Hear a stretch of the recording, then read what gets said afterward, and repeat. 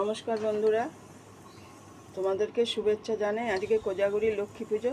দেখো, তার সেই উপলক্ষে আমি আজকে নিরামিষ পোলাও বানাবো। তার জন্য দেখো, গোবিন্দভোগ চাল 2 গ্লাস নিয়ে নিয়েছি, আর হলুদ নিয়েছি, আর এর মধ্যে আমি ঘি দিয়ে মেখে রাখবো।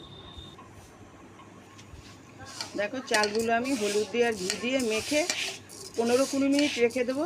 আর দেখো, চাল নিয়েছি তো 2 গ্লাস, জল দিতে হবে 4 গ্লাস মেপে। তার জন্য আমি 4 গ্লাস জল বসিয়ে রেখেছি, হাঁড়িতে বসিয়ে দিয়েছি। চালটা আমি 15-20 মিনিট রেখে দেবো। যতক্ষণ জল না ফুটবে ততক্ষণ থাকবে, তারপরে আমি চালটা দিয়ে দেবো।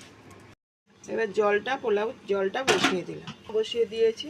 এর মধ্যে আমি তেজপাতা, একটা কাজু, কিশমিশ আর লবঙ্গ, এলাচ, দারচিনি ফুটবে। যতক্ষণ না ফুটবে ততক্ষণ চালটা গরম হতে থাক।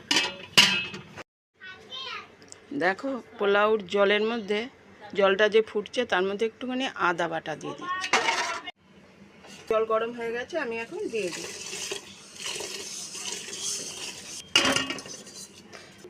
আর চিনিটাও দিয়ে দিচ্ছি, দিলাম চিনিটাও দিয়ে দিলাম, ঘিটাও দিয়ে দিচ্ছি, আর নামানোর আগে দেব।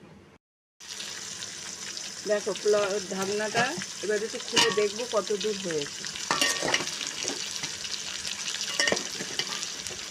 আর মিনিট 5 লাগবে, হয়েই গেছে। দেখো, 2000 years later. পোলাওটা হয়ে গেছে, আমি নামাবো তো। এবার ঘিটা দিয়ে দিচ্ছি।